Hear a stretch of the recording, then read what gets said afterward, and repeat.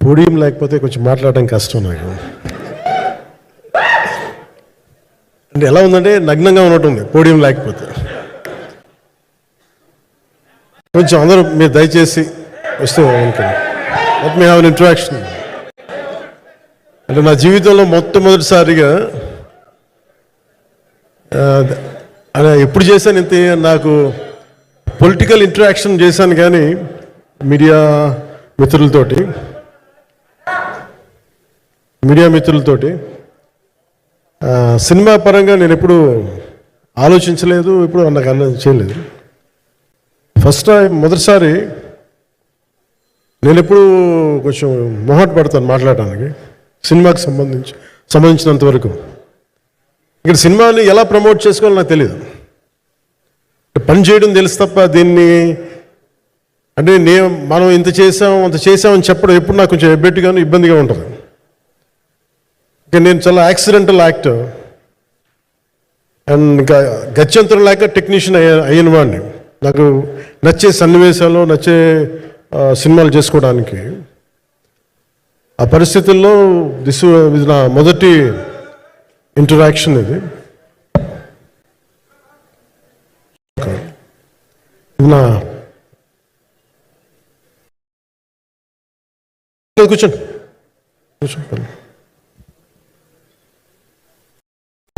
రాధా గారు వస్తారా? ఇదంతా చేయడానికి, మీడియా మాట్లాడడానికి ఇదేదో నాకు పొగరు అహంకారం ఏం కాదు. సినిమా గురించి నాకు చెప్పుకోవడం ఎబ్బెట్టుకోవడం, ఏం మాట్లాడాలో తెలియక, చెప్తే ఎక్కువైపోద్దా చెప్తే తక్కువ అయిపోద్దా అని. కానీ ఈ పర్టికులర్ ప్రెస్ మీట్ ఎందుకు పెట్టానంటే రత్నం గారి కోసం పెట్టాను. అంటే సినిమా బతకాలి అంటే ఈవినింగ్ ఆడియో ఫంక్షన్ పెట్టుకొని మళ్ళీ ప్రెస్ మీట్ దేనికంటే మళ్ళీ నాకు మీతో ఇంటరాక్ట్ అయ్యే అవసరం ఫంక్షన్ తర్వాత ఉండకపోవచ్చేమో అని చెప్పేసి అదొకటి మేజర్ ఒక ఇది కన్సర్న్. అదొకటి. అంటే రత్నం గారు అంటే ఈవినింగ్ చెప్దాం అనుకున్నా, బట్ స్టిల్ ఇప్పుడే చెప్పేస్తున్నాను ఈ మాట. త్రివిక్రమ్ గారు రాసిన ఒక డైలాగు అజ్ఞాతవాసులో, ఒక చిన్నపాటి సౌకర్యం కోసం, ఇక్కడ మీరు కూర్చున్న ఒక చిన్నపాటి కుర్చీ కోసం ఒక యుద్ధమే చేయాల్సి వస్తుంది. అలాంటిది ఒక సినిమాని చేయడం అంటే ఎన్నిసార్లు మినీ యుద్ధాలు చేయాలి, ఆర్థికంగా కావచ్చు, క్రియేటివ్గా కావచ్చు, వీటన్నిటికీ సంబంధించి. అలాంటిది నేను ఎప్పుడు కూడా సినిమాల్లోకి రాకముందు రత్నం గారు లాంటి వ్యక్తి నా ప్రొడ్యూసర్ అయితే బాగుండు అనుకున్నాను. భారతదేశానికి పాన్ ఇండియా సినిమాని, ముఖ్యంగా రీజనల్ సినిమాని జాతీయ స్థాయిలో తీసుకెళ్లిన వ్యక్తి ఆయన. తమిళ సినిమాని చాలా ఛాలెంజింగ్ తెలుగులో డబ్ చేసి దాన్ని స్ట్రైట్ సినిమాలతో సమానంగా ఆడేంత సత్తా చూపించిన వ్యక్తి. Film industry creative ability, creative potentiality పెంచిన వ్యక్తి. ఈ సినిమా చాలా ఒడిదుడుకులు ఎదుర్కొంది, 2 కరోనా పరిస్థితులు ఎదుర్కొంది. అన్నిటికీ మధ్యలో సినిమా మన క్రియేటివ్గా కొంత ఇబ్బంది ఎదుర్కొంది. అల్టిమేట్ ఆబ్జెక్టివ్ సినిమా బాగా రావాలని, నేను ఎప్పుడేం చేసినా సినిమా బాగా రావాలనుకుంటాను. ఈ సినిమా ప్రత్యేకించి ఆయన తపన చూసి నేను ముఖ్యంగా పాలిటిక్స్కి వెళ్ళిపోయిన తర్వాత డైరెక్షన్ అని వీటికి దూరమై, క్రియేటివ్ పార్టీకి దూరం అయిపోయిన తర్వాత, పాలిటిక్స్ నా ప్రైమరీ ఫోకస్ అయిపోయిన తర్వాత, మళ్ళీ దృష్టి పెట్టి సినిమా కావాలి మీరు చెయ్యాలని చెప్పి నా దగ్గరికి వచ్చి కోరుకున్నప్పుడు నేను ఎంత బెస్ట్ ఇవ్వగలను సినిమాకి అంత ఇచ్చాను. నేను అంటే నా బెస్ట్ ఇచ్చాను. అంటే అన్నిటికంటే కూడా నేను ఇవ్వలేనిది టైం ఇవ్వలేను. కానీ అలాంటి పరిస్థితుల్లో ఒక క్లైమాక్స్కి దాదాపు 57 రోజులు షూట్ చేయాల్సి వచ్చింది. మండు టెండ, ఇట్స్ కైండ్ ఆఫ్ మిడ్ మే, అంటే చాలా పిచ్చి ఎండ అన్నమాట. అలాంటి ఎండల్లో చాలా కాలం తర్వాత నాకు మార్షల్ ఆర్ట్స్, నేను ఎప్పుడో నేర్చుకున్న మార్షల్ ఆర్ట్స్, ఒక ఎస్క్రీమా కానీ, ఊషు కానీ, నేను నేర్చుకున్న సెల్ఫ్ డిఫెన్స్ టెక్నిక్స్ కానీ, యుఎస్లో నేను ఒక వర్క్షాప్ చేసిన జీత్ కండు ఇవి కానీ ఇవన్నీ ఈ సినిమాకి నాకు పనికి వచ్చినాయి. నాకు ఇవన్నీ వీళ్ళతో డిఫరెంట్ కొరియోగ్రాఫర్స్తో కూర్చొని ప్రత్యేకించి క్లైమాక్స్ పార్ట్ ఇది అందరికీ ఇన్స్పైర్ చేసింది. మన స్థూలంగా చెప్పాలి అంటే, ఒక క్లుప్తంగా చెప్పాలి అంటే, ఈ సినిమాకి ఇదే ఆయువు పట్టింది. ఈ ఫస్ట్ పార్ట్కి ఎక్కడ కొల్లూరు నుంచి మన కృష్ణానది తీరం కొల్లూరు, విజయవాడ సమీపంలో ఉన్న కొల్లూరు ప్రాంతం నుంచి దొరికిన ఒక కోహినూరు వజ్రం నుంచి అది ఎటు మన గోల్కొండ రాజుల దాకా వచ్చింది, మన హైదరాబాద్ సుల్తాన్ల దాకా ఎలా వచ్చింది, దీని ట్రావెల్ ఇటు వెళ్ళింది. ఇవన్నీ జరిగినప్పుడు దీని నేపథ్యంలో జరిగే కథ ఇది. ముఖ్యంగా ఈ ఫౌండేషనల్ వర్క్ చేసిన వ్యక్తి క్రిష్ జాగర్లమూడి గారు చాలా హై కాన్సెప్ట్తో పట్టుకొచ్చారు దీన్ని. ఆయనను రత్నం గారు నా దగ్గరికి వచ్చినప్పుడు చాలా బాగా నచ్చి వెంటనే చేశాను. చేసిన తర్వాత ఒక్కొక్కటి కరోనా నిజంగా ఇంపాక్ట్ వచ్చింది. అంటే ఎలా ఉండదంటే, ఎంత హార్డ్గా ఉండదంటే ఇండస్ట్రీ, అది ఎవరిని తప్పు పట్టలేదు. ఒకప్పుడు ఆయన వెంట చుట్టిన నిర్మాతలు, ఆయన వెంట తిరిగిన డిస్ట్రిబ్యూటర్స్, హీరోస్ అందరికి అలాంటి వాళ్ళకి ఒక నిర్మాతగా ఆయన తపన పడుతుంటే నాకు అంటే ఆయన కోసం ఖుషి తీస్తున్నప్పుడు కానీ ఆయనతోటి ఎంత సౌకర్యం ఇచ్చారంటే, అసలు మాకు 1 month ముందు ప్రీ ప్రొడక్షన్ అయిపోయి నాకు అంత సౌకర్యాన్ని ఇచ్చారు. నేను కంపోజ్ చేసిన యాక్షన్ సీక్వెన్సెస్ కానీ ఫైట్స్ కానీ ఖుషీకి నాకు ఆల్రెడీ ఒక 1 month 1.5 month థియేటర్ నాకు ఇచ్చేసి, మన సురేష్ ఎఫెక్ట్స్ థియేటర్ మొత్తం ఇచ్చి నాకు అంత లగ్జరీ ఇచ్చిన వ్యక్తి ఆయన నలిగిపోతుంటే నాకు నిజంగా చాలా బాధేస్తుంది. ఒకసారి it is not about money, it's not about success, it's about standing by whom you trust, who stood for the people and who stood for the industry. నాకు ఎందుకు ఇది మీతో పంచుకోవాలనిపించింది. సినిమా ఎంత విజయం ఇది నాకు నిజంగా తెలియదు, ఎందుకంటే నేను ఇట్లా అనుకోవచ్చు ఇంకోలా, కానీ ఒక్కటి మటుకు చాలా సిన్సియర్గా చెప్పగలను. Krish came out with very good concept, చాలా హై కాన్సెప్ట్ పట్టుకొచ్చారు. కొంత వ్యక్తిగత కారణాలు, కొన్ని ప్రొఫెషనల్ కారణాలు ఆయన ప్రాజెక్టుకి బయటికి వెళ్ళినా కానీ దీన్ని ఫౌండేషనల్ వర్క్ చేసిన క్రిష్ గారికి మనస్ఫూర్తిగా నా హృదయపూర్వక ధన్యవాదాలు తెలియజేస్తాను మా అందరి తరఫున. అలాగే తర్వాత స్టెప్ ఇన్ అయింది మన జ్యోతి కృష్ణ గారు. ఖుషి సినిమా చేస్తున్నప్పుడు అప్పుడే లండన్ ఈ ఫిల్మ్ మేకింగ్ కోర్స్ చేసి మన డైరెక్షన్లో ఇన్స్టిట్యూట్ అంతేనా డైరెక్షన్ కదా, ఫిల్మ్ మేకింగ్ కోర్స్ చేసి అప్పుడు గ్రాడ్యుయేట్ అయ్యి వచ్చి అప్పటి నుంచి ఉన్నప్పుడు బట్ యాక్చువల్ తనతో మాట్లాడుతుంటే మోస్ట్ సెన్సిబుల్ డైరెక్టర్ అనిపించారు. ఈ ఒక టైంలో ఏమనిపించిందంటే, బయట ఉన్న మాటలు కానీ అసలు సినిమా వస్తుందా లేదా బయటికి అని ఉండేది. కానీ మాకు ఎప్పటికప్పుడు నీరసం పడిపోయినప్పుడల్లా నాకు నీరసం వచ్చేసేది. సినిమా అవుద్దా అవ్వదా అనుకున్నప్పుడల్లా దీనికి ప్రాణవాయువునిచ్చిన వ్యక్తి కీరవాణి గారు. ప్రతిసారి వర్క్ చేసి నేను, ఎందుకంటే సినిమా చివరి దాకా నేను నమ్మను ఎప్పుడు. నేను ఒక సినిమాని నేనేం నమ్ముతాను, చిన్నప్పటి నుంచి వెరీ ఫార్మేటివ్ ఇయర్స్లో నుంచి కూడా ఒక మంచి సినిమా గురించి నేను మాట్లాడక్కర్లా, రిలీజ్ అయితే బాగలేకపోతే ఎలాగో మాట్లాడక్కర్లా. అందుకని నేను ఎప్పుడు సినిమా క్వాలిటీ మీద దృష్టి పెడతాను తప్ప ఇంక మిగతా వాటి మీద మాట్లాడను. అందుకే నాకు ఎప్పుడు ఈ మాట్లాడటం అనే దాని మీద ఎప్పుడు దృష్టి పెట్టలేం. కానీ ఫస్ట్ టైం ఈ సినిమాకి చాలా అవసరం అనిపించింది. ఎందుకంటే ఒక నిర్మాతలు కనుమరుగవుతున్న ఈ సమయంలో ఒక బలమైన సినిమా తీసి ఒడిదుడుకుల్ని తట్టుకోగలిగి ఒక నిర్మాత కనుమరుగవ్వకూడదు. ఆయన పక్కన ఏది ఉండాలని, అండగా ఉండాలని చెప్పేసి నేను అన్నీ వదిలి, ఇంత బిజీ షెడ్యూల్స్ అన్నీ వదిలేసి, ఒకవైపు నన్ను నా ప్రత్యర్థులు తిడుతున్నా కానీ, సినిమాలకి వెళ్ళిపోయిన తిడుతున్నా కానీ, ఇదేంటంటే నాకు అన్నం పెట్టింది ఇది నాకు నా సినిమా పరిశ్రమ. అంటే ఇక్కడున్న మిత్రులందరూ కూడా చాలామందికి నేను ఇండివిజువల్ ఇంటర్వ్యూస్ ఇచ్చాను. నేను చాలాసార్లు నాగేంద్ర కానీ మీరు కానీ చాలామందికి, వీళ్ళందరూ చాలామందికి నేను వ్యక్తిగతంగా తెలుసు. కాకపోతే నాకు సినిమా అంటే నేను సినిమా గురించి ఎక్కువ చెప్పలేక ఎక్కువ మాట్లాడలేను. కానీ బట్ నాకు నిజంగా సినిమా మీద అపారమైన గౌరవం, సినిమా మీద అపారమైన ఆసక్తి, నాకు ప్రాణవాయువు అది. Story telling is a necessity for all each and every individual. So cinema అది మనకి కల్పిస్తుంది, సినిమా మనకి అలాంటి. కానీ ఈ సినిమా ప్రత్యేకించి చాలా ఛాలెంజింగ్ సర్కమ్స్టాన్సెస్లో, చాలా ఒడిదుడుకుల్లో, యాడ్వర్స్ కండిషన్స్లో కూడా మనస్ఫూర్తిగా దీన్ని ముందుకు తీసుకెళ్ళి, ఆర్థిక ఇబ్బందులు ఎన్ని వచ్చినా కానీ, అంటే నాకు పొలిటికల్గా పేరుండొచ్చు, దేశవ్యాప్తంగా నేను తెలిసి ఉండొచ్చేమో, కానీ సినిమా పరంగా వచ్చేటప్పుడు నేను చాలా హీరోస్తో కంపేర్ చేస్తే వాళ్ళందరికంటే చాలా తక్కువ నేను. సో దానికి ఉండే ఇబ్బందులు దానికి ఉంటాయి. మిగతా వాళ్ళకి బిజినెస్ అయినందుకు నాకు బిజినెస్ అవ్వదు, వాళ్ళకి వచ్చినందుకు నాకు రాకపోవచ్చు. ఎందుకంటే నా దృష్టి, నా కాంపిటేటివ్నెస్ ఎప్పుడు నేను సినిమాల మీద పెట్టలేదు. నేను ఇప్పుడు సొసైటీ పొలిటికల్ ప్రాసెస్ పెట్టాను, కానీ ఎప్పుడు సినిమా మీద నేను ఎంత ఉండాలనేది నేను ఎప్పుడు పెట్టలేదు. నేను ఎప్పుడు చాలాసార్లు మన నాగేంద్ర కానీ మిగతా మన సూపర్ హిట్ మన కీర్తిశేషులు బిఆర్ రాజు గారు చనిపోయారు ఇంటర్వ్యూస్లో కూడా ఉంటుంది. ఈ చిత్ర పరిశ్రమ చాలామంది హీరోస్ ఉంటారు, వాళ్ళలో నేను వన్ ఆఫ్ ది హీరో అంతే.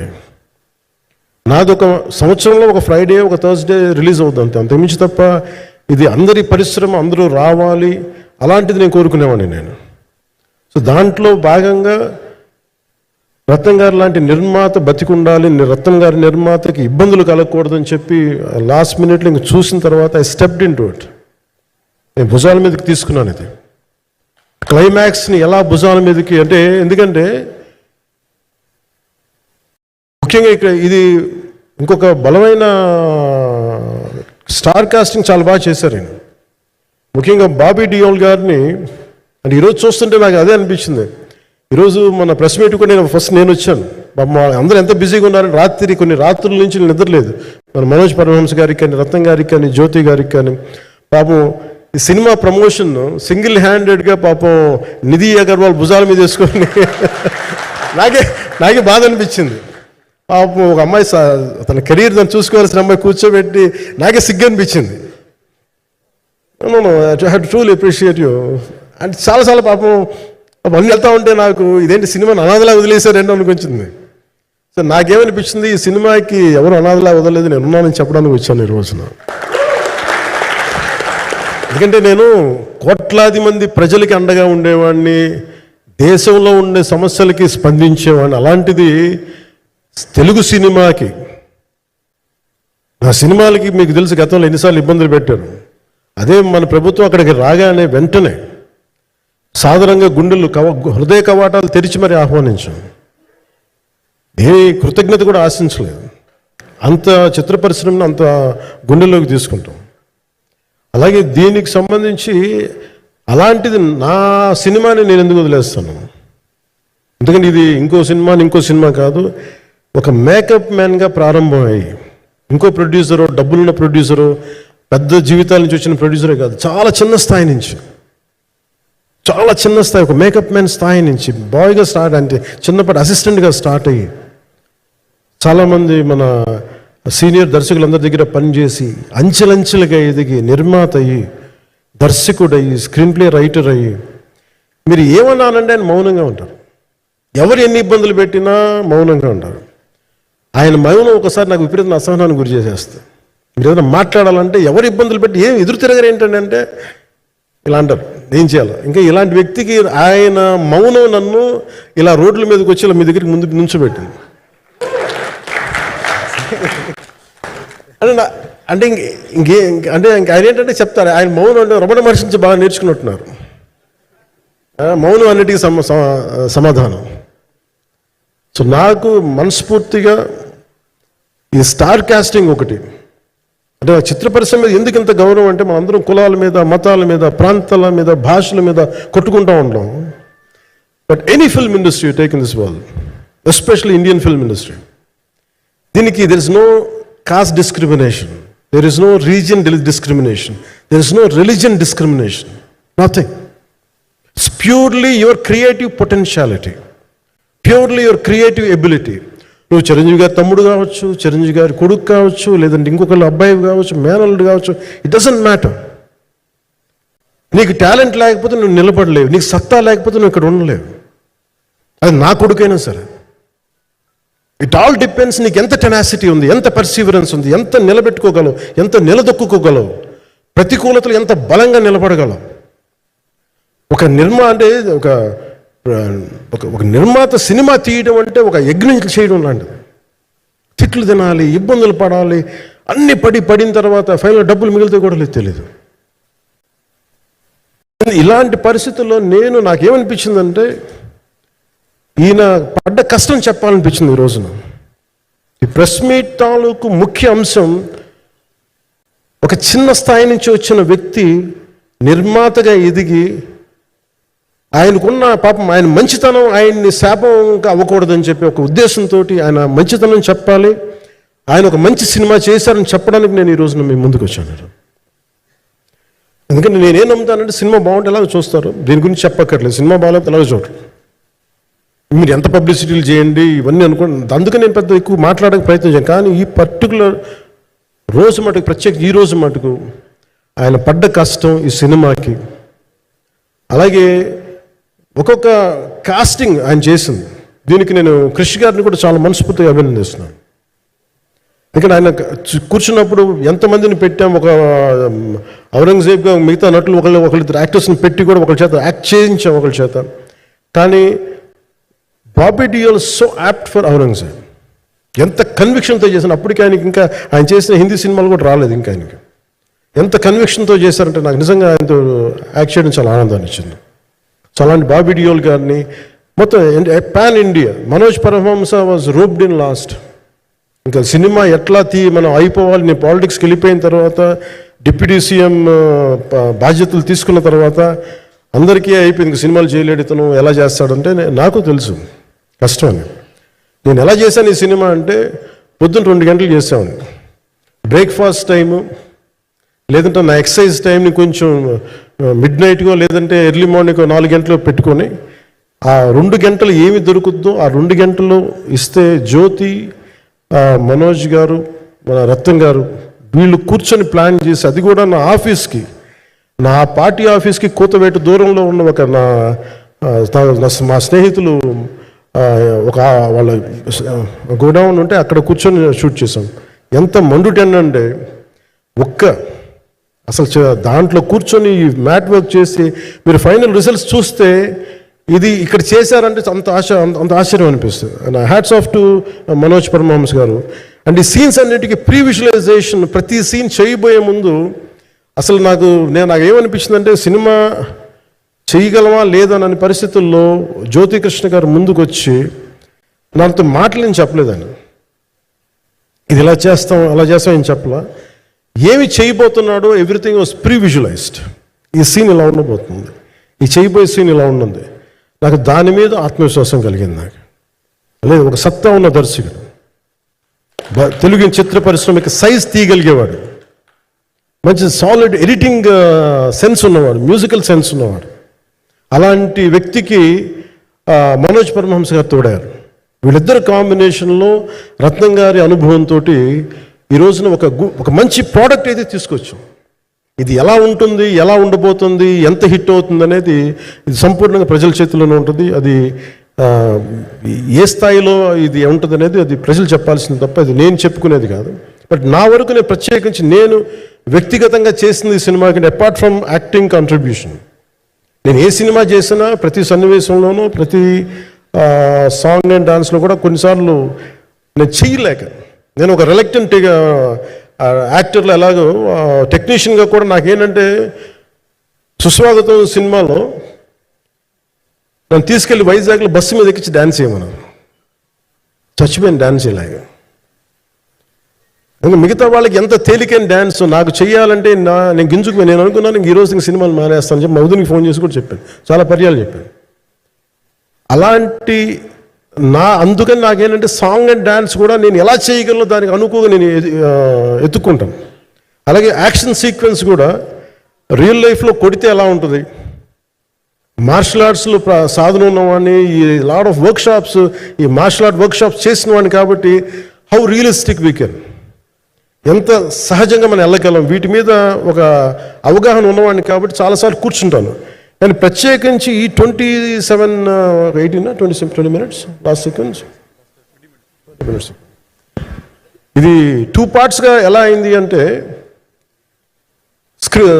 ఒరిజినల్ థాట్ క్రిష్ గారి దగ్గర నుంచి వచ్చినప్పుడు ఇట్ వాస్ క్వైట్ లాంగ్. ఒక ఈ సినిమా ఒక పార్ట్లో అవుద్దని అనేవాడు మొదటి నుంచి. బట్ లేటర్ వాళ్ళు డిసైడ్ చేసుకొని ఒక టైంలో ఇది అవ్వదు, we want make it as 2 parts అనుకున్నప్పుడు ఎక్కడికి వచ్చి ఆగిందంటే ఈ క్లైమాక్స్ దగ్గరికి వచ్చి ఆగింది ఫస్ట్ పార్ట్.